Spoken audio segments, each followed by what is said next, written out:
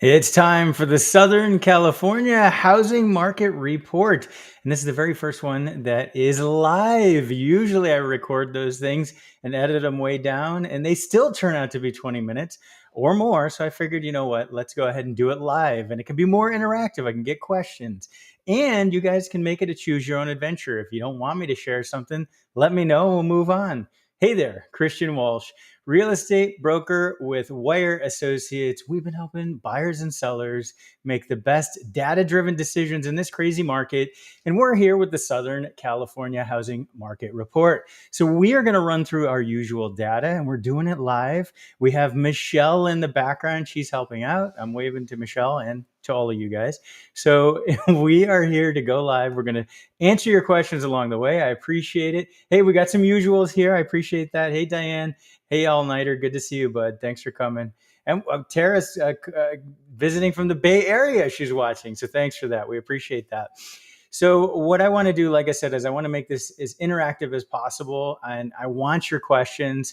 Just crazy days out there. I mean, we have the Fed decided another 0.25 bump was required. So the Fed fund rate has gone up. We have more banks that are failing, some regional banks. So it's just a crazy time out there in the market in general. And of course, crazy time in the housing market. So that's why I want to dive into the statistics and show you guys what exactly is going on. So what we're going to be looking at is the month of April. And April was an interesting month. And what I mean by interesting is there's a lot of reasons it was interesting. We're looking at what do we have? Six now? 6 Aprils going back. We have 2 normal years of data, 2018 and 2019. Then this time, COVID, this is when we see the deepest dip in the data because we were basically still trying to figure out what the heck was going on with COVID in April in 2020. Then obviously we had the crazy years, 2021, 2022, and 2023 is crazy just for a different reason. So we're going to share with you the number of sold properties, number of properties in escrow, and the number of new listings. And starting with Orange County, where we often start looking at the single family data, we can see, like I said, that the numbers were way down due to COVID. So we can see the red line is the new listings, and that was actually below the number of properties under contract at that time going back then. And then we can see the number of sales is down as well. Now, an important point is when the sales are down. So actually, let me back up. The pending sales, when the pending sales are down, that when they are below the number of sold properties, that means that sales are going to continue to drop. In this case, we have pending sales in 2023 actually above the number of sales. So that means that we're going to see sales increase theoretically if those properties close. And we also have here in Orange County what I've dubbed the twist. We saw it in the crazy years 2021, 2022, where there were fewer listings coming to the market than properties going under contract. And we have that again. We do not have enough inventory for the amount of demand out there. Like I've said, obviously demand is down. We have high interest rates. We have higher prices. People decide, hey, it's between the interest rate and prices, I'm not going to buy right now. But even with that, we still have demand out there, and we have more demand than we have supply, at least here in Orange County. So what that leads to, and I can attest to this based on my listings in Orange County, and we have now listings in Los Angeles as well. We'll share more about that. But what we're seeing is if you're well priced and you're within a certain price point, we're not talking about the highest quartile. We're not talking about the upper 25% of the market. We're talking about million and below. That market's on fire. There's not enough inventory, and you get multiple offers, bidding wars. And to be honest, in Orange County, it's even higher. So Newport Coast, an area where I sell and I happen to live, 2 to 3 million is a hot price point that goes very quickly. There's multiple offers. So really just not enough inventory. So let's go ahead and click on through. Remember, our email newsletter subscribers, they get to go ahead and look closer at this data. So Los Angeles, same dip we had in 2020 and same dip in 2023 that we see. New listings below, escrows below new listings, but you can see the gap between the number of new listings and the number of properties going under contract. That is a very tight gap. So with supply down and demand down, but you still have this tight gap. That means it's still a seller's market in Los Angeles. And what we're starting to see in Los Angeles is more inventory is going to hit the market. So we expect this to go up. And if you guys want, we're going to run through the Altos research numbers as well. And I can show you that there's an interesting change in inventory in all of the Southern California counties we're covering. So again, we expect more inventory. And I am working with landlords right now. We have a special program where in certain areas like LA City, where a landlord can't terminate a tenancy to move the tenant out to sell, we have a program which is using a substantial remodel. You're able to terminate the tenancy. The tenant gets relocation assistance plus a 60-day notice usually. And then the landlord is able to redo the property, and they are able to net more money because the property's turnkey. So this is a cool program, and the money is fronted, so they don't have to come with any money for the repairs. We've got projects in the pipeline. These take a while, so we won't expect to see until third or fourth quarter see some of those start to pop, but it'll be interesting to see that increase in inventory. Riverside, moving into Riverside, we can see there is the twist. So Riverside is a hot market right now. It's also interesting to see the comparison between new listings in 2020 in April and then the new listings now. Very close numbers, fewer, just a few less right now. So actually more demand now than we had in 2020, which is a record low for demand. And here, as I pointed out, you see the sold number is down below the pending sales. So what we can expect is this number will continue to go up. So what things are pinching the market right now? Well, definitely interest rates, prices, and interest rates are the double-edged sword, like we've talked about, for both supply and demand. So it's reduced demand because people are waiting for interest rates to drop. People are priced out of the market because interest rates have increased their payments so much. And the other side of the sword is that the sellers decide not to sell because you have a 2 or 3% rate.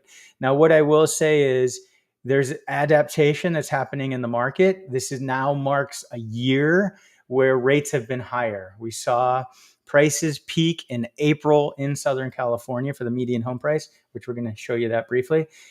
Prices peaked last year in April for the median home price for the most part in all of Southern California. And then rates continue to go up and the median home price dropped. So that is almost a year now. People are starting to get used to having a 6% interest rate, and they can foresee the possibility that potentially rates will drop. So this is a market, again, where the number of new listings and the number of properties under contract is very tight. It's tighter than these years past, other than 2019. That was crazy. Something crazy going on in 2019 back then. But you can see here that these numbers are tight, so it's a seller's market. Ventura, all over the place, a fun roller coaster ride. Their demand has been down and has continued to remain low. So it'll be interesting to continue to track this. I used to think maybe there was a future indicator in Ventura data, but I'm not seeing it. It just kind of does its own thing. And the fewest number of properties. And then San Diego is another one that was just absolutely on fire.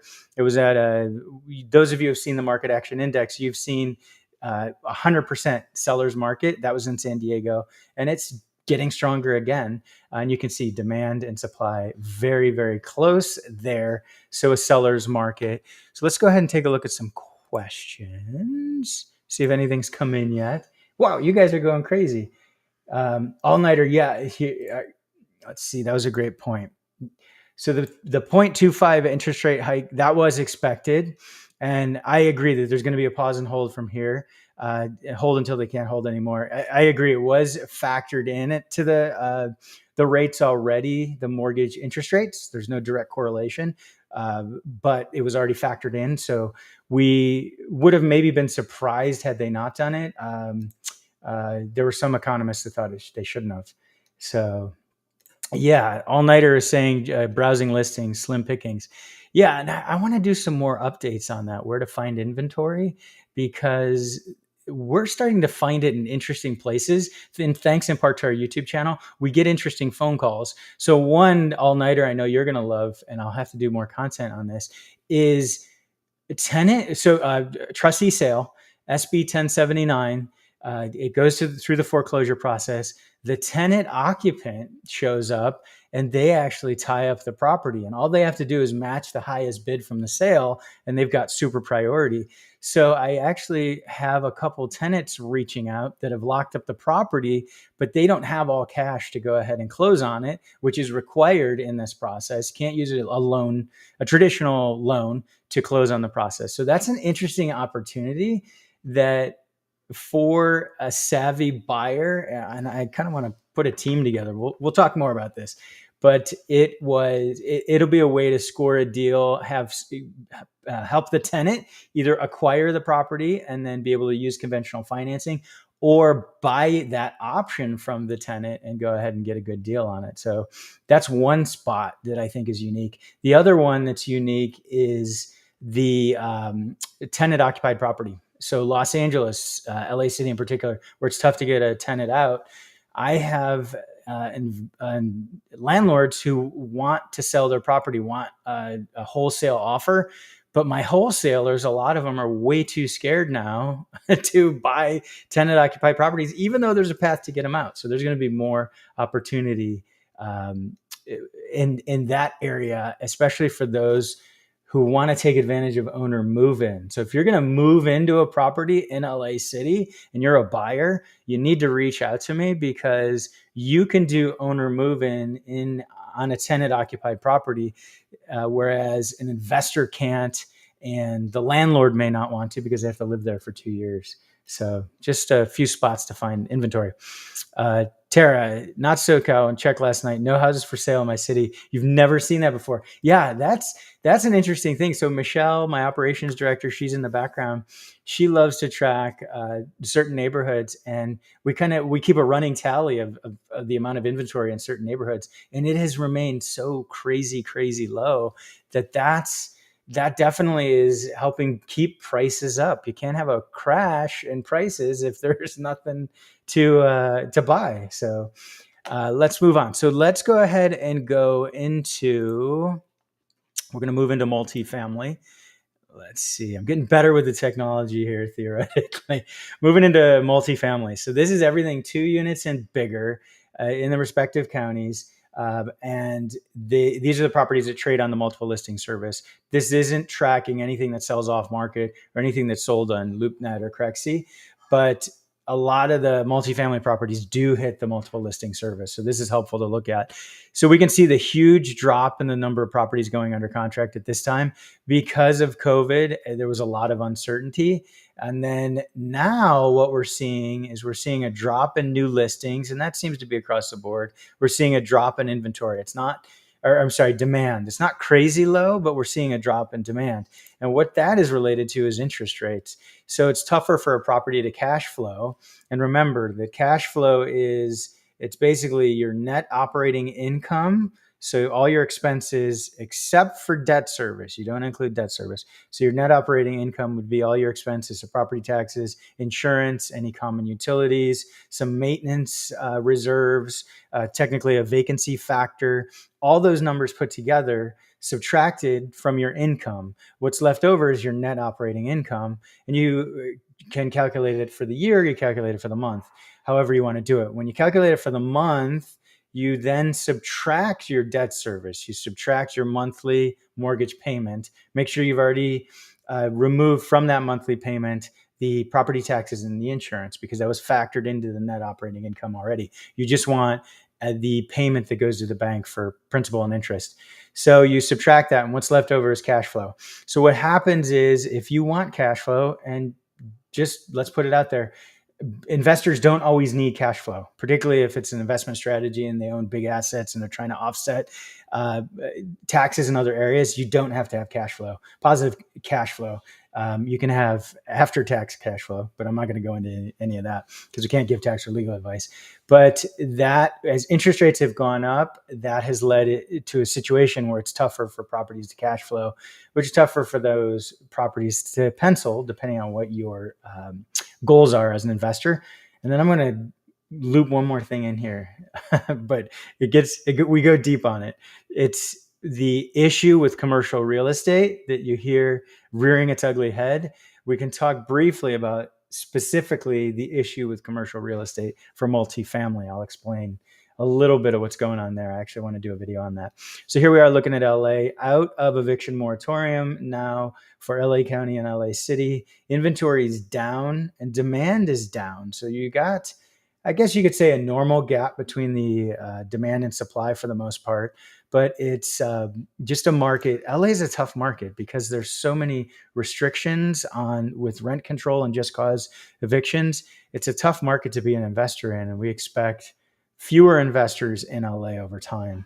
Look into Riverside. So this is where investors would go. They're going to go to Orange County, Riverside, San Bernardino, San Diego. They're going to go to places like that. Although San Diego is changing their just cause and rent control ordinances theoretically soon. So Riverside, you can see that we have pretty solid demand. It's relatively consistent, a little lower than 2021, but interest rates were crazy low then.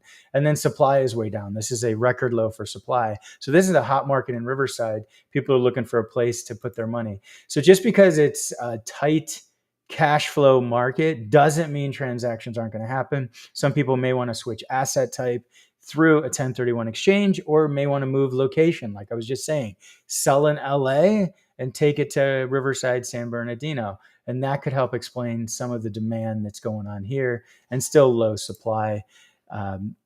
In San Bernardino, Ventura, not much multifamily. 2019 was a crazy time for listings. Not much multifamily, 7 new listings, and only 1 went under contract. So we'll have to track this and see if inventory starts to grow, but there just isn't much in Ventura for multifamily. And then San Diego, very similar to OC in many respects. We can see the new listings are down, a record low there, but also demand is pretty low. So pretty even supply demand curve. So you can definitely say that the single family market is on fire, but the multifamily market, not so much. So there's the numbers. Let's see if there's anything else that's come up. Thanks for asking to hit the like button, Diane. I appreciate that. Let me know if you guys have any questions. I know I'm doing all the talking here, but go ahead and start putting your questions in there if you have any about the market. I will say that my market update videos don't tend to get as many comments because people are just kind of taking the info in. Actually, I'm going to ask you guys a question if you want to answer in there. And what do you do with this data? Like, why are you tracking the market? Why does it matter to you? I know why it matters to me, being able to give advice to my clients. Plus, I want to be able to know exactly what's going on. Plus, I want to be on the leading edge of data because you can get stuff from the news. You get stuff, the Case-Shiller index, which is the most amazing accurate index, but that's at least 2 months old when you get that data. I want to be on the leading edge to see where things are headed. So that's my inspiration for it. What's your inspiration? So let's go ahead and dive in to what do you guys want to see next? Why don't we go to Altos? All right. Here, this for fun. Let's see. I'll show you this for fun. So this is the back end of Altos Research, if you ever care what's going on here. So it looks like 275 reports are viewed and here, and it's all zips broken down in the 6-county region. So literally all zips and cities, like I talk about, you can get that data, but you can also get the data anywhere in the United States. That's what's cool about it. Here, some more inside info here. In Huntington Park, there's somebody who's actively viewing Huntington Park. There's 7 views there. All right, so let's go to the counties. What's interesting is you guys can sign up for the county data. You have to let me know unless you sign up directly there, but let me know. But it's not as popular. People aren't getting those free reports, so let me know if you want those. All right, let me move on to start to go through some of the data here in Altos. And then we're going to round out and we're going to take a sneak peek at median home price, which is too early, but we're still going to do it because we're rebels like that. All right. So Orange County Market Action Index, we can see that it is a strong seller's market, and it still remains a strong seller's market, become more strong as it should this time of year. Let's take a look at inventory. This is what I want to show you. So the inventory, you can see 90-day and 7-day. I get rid of the 90-day. I want a more accurate look. So you can see that it's actually started to taper off and turn the other way for inventory for Orange County. Now, these dots here represent year over year data. So this is a time of year where inventory is supposed to increase. And last year it increased dramatically because of the interest rates. It was a little flat here in 2021, but even 2020 it increased. Well, it increased because of COVID. So this isn't a big surprise that inventory is going to increase. Normal years like 2019, it increases, and 2018 it increases this time of year. So no big shocker there, but that is one of the changes we're seeing. And take a look at some of the other counties. LA, we can see market action index switch into inventory here. So it's definitely, we're turning a new leaf here for inventory, where I've continued to tell you reports where inventory is dropping. We're now getting to the point where inventory is stabilizing and starting to turn the other way. So that could be interesting for the market. We could just get interest rates to drop a little more. So here we can see that in Riverside, inventory is up as well. Run through these quickly. All of them, all the market action index, it's no surprise. It's spring, so they're supposed to be getting stronger. We can see here for inventory that it's just turned a leaf here. Moving on to Ventura. Now we're going to sneak a peek at median. So Ventura, the market action index is up only slightly. It's doing its own thing. Inventory, yeah, it went up a little bit. It's about where it was last year. So yeah, record lows for inventory. And then let's go to our brother from another mother. All right, San Diego. So San Diego is strong sellers market, not at 100, but it could get there again if it keeps going like this. Inventory, let's see, 90-day average, and we could see inventory is leveling off there, starting to go the other way. No surprise, it should turn. And then you can see in, 2020 doesn't count. 2019 inventory went up. And then as you got into the summer, the reason inventory starts to drop in late summer is because sellers say, okay, you know what? We're not going to sell now. It's time to go ahead and get the kids back in school. And so you don't tend to list at that time of year. So that's why it's down. Okay, let's see. Any questions? All right, you're answering my questions. I appreciate it, all-nighter. Daily knowledge of one's own market and buy box is essential to really know the pulse of the market. I agree with you. That's the thing, all-nighter. The data you get in the newspaper is great. I shouldn't say newspaper. The data you get online is great when you're reading the headlines, but you got to dive in deeper to get context. And by then, if you're trying to make a decision to buy today using 2-month-old data, it could be very wrong, especially in a market where things switch so quickly. So, and then Diane, this is very sweet. I'm not buying or selling, but I'm always happy when the market is up. And then she's a supporter, so she's here to support me, which I appreciate that. Gigi, G Alvarez first, and then we're going to Gigi. I'm in Riverside. I just put a manufactured home on a property I watch to see if my equity will be in trouble soon. I doubt it. Gee, it just depends on anything, where you are, as far as the cost of land plus the manufactured house. You should be fine. If you've owned it long enough, if you've owned the land long enough, you should be fine.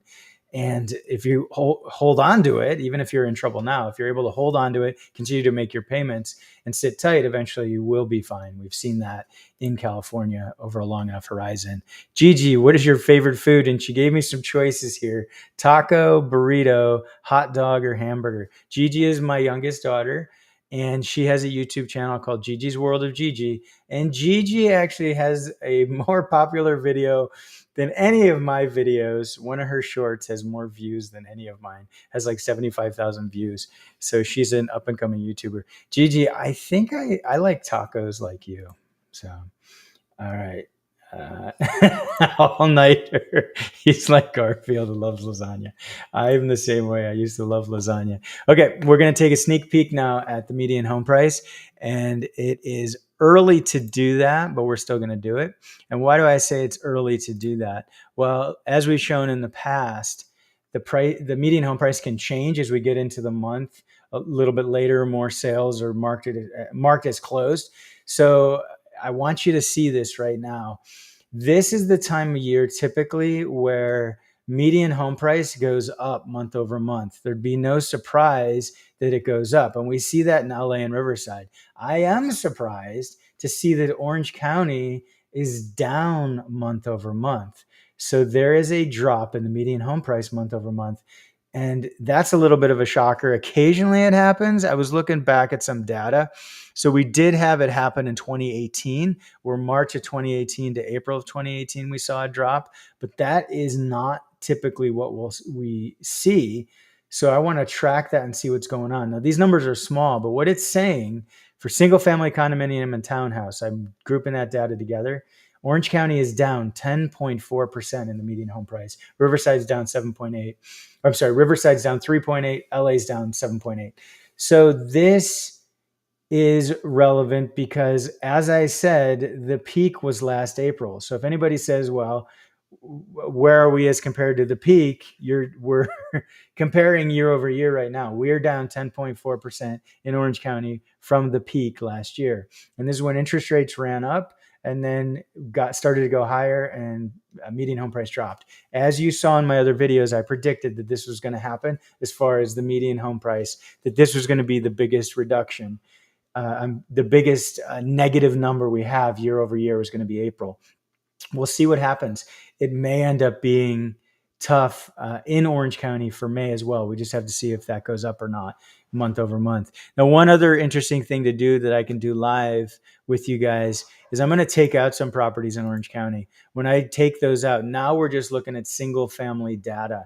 And this changes the numbers a little bit. So only look at the Orange County blue line. I only took it out for Orange County. You can see we are down month over month for the median home price for single family homes. Again, I'm a little surprised, but we can see that Orange County, it's down 7.7%. So that actually changes. Oh, wait, that was Riverside. What good am I? Let's go. Does it do it on all of them? Let me just do it on all of them. What the heck? Let's look at this. All right, so now we've got them all. So yeah, that's interesting. So you can see that for single family homes in LA, the condos and townhomes were boosting the median home price. So it's actually down in LA for a single family home, 11.2%. Orange County for a single family home, 7.7. Riverside, 4.2. So that isn't a way. I haven't sliced the data for you. Okay, San Bernardino, Ventura, San Diego. So we can see that we've got a drop in San Bernardino month over month. And San Bernardino has been going strong. It's been a negative 1% or flat, but now it has dropped. So that is interesting to see. San Bernardino year over year, big drop. And it's again because it peaked last year. And then Ventura is down. Let's go ahead and get rid of the condo and townhouse. I'm kind of liking seeing this data. I feel like it's just another way to slice it. As long as you're looking at the data apples to apples and know what you're looking at.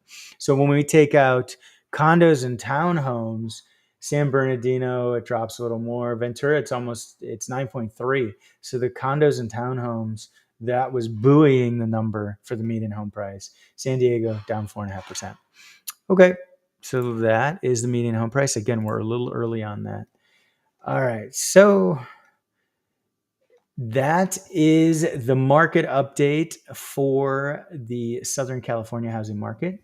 One more thing to share with you before we go is that we're going to be doing a trade show. We are going to be at the, where is it, Michelle? It's the AAGLA. So we're going to be at their Property Management Expo, which is for property managers, but also landlords as well. So we're going to be there. We're going to have a booth. It'll be up at the front. We want you guys to come visit us. That admission is free. It's on May 23rd from 9 a.m. to 4 p.m. It's in Pasadena. Admission's free, but they get you on the parking. So we hope you guys are there. We're also going to have our attorney buddy Kenny there. He's going to be there to answer any questions as well. So we'd love to have you come and visit us. We have a link below so you can come see us. That again is May 23rd from 9 to 4. And you can come meet us. We'll take a picture if you'd like, whatever you want to do. So that is the update. If you have any other questions, make sure you leave them down below and we'll get answers to you. Anything else, Michelle, that you can think of? No? We're going to be doing more lives. Next week is we're going to have a gentleman who is a real estate agent who happens to have a service animal. So we're going to be discussing service animals for landlords and tenants. It's going to be very helpful discussion. We're looking forward to that one. So that is next Wednesday, live at 5. And then let us know below anything you'd like to see added to the topics that we cover. We would love to hear from you, and subscribe to our free weekly email newsletter so we can keep these updates coming. Thanks for tuning in. This has been Christian Walsh, real estate agent with Wire Associates, and we appreciate you and we want to hear from you.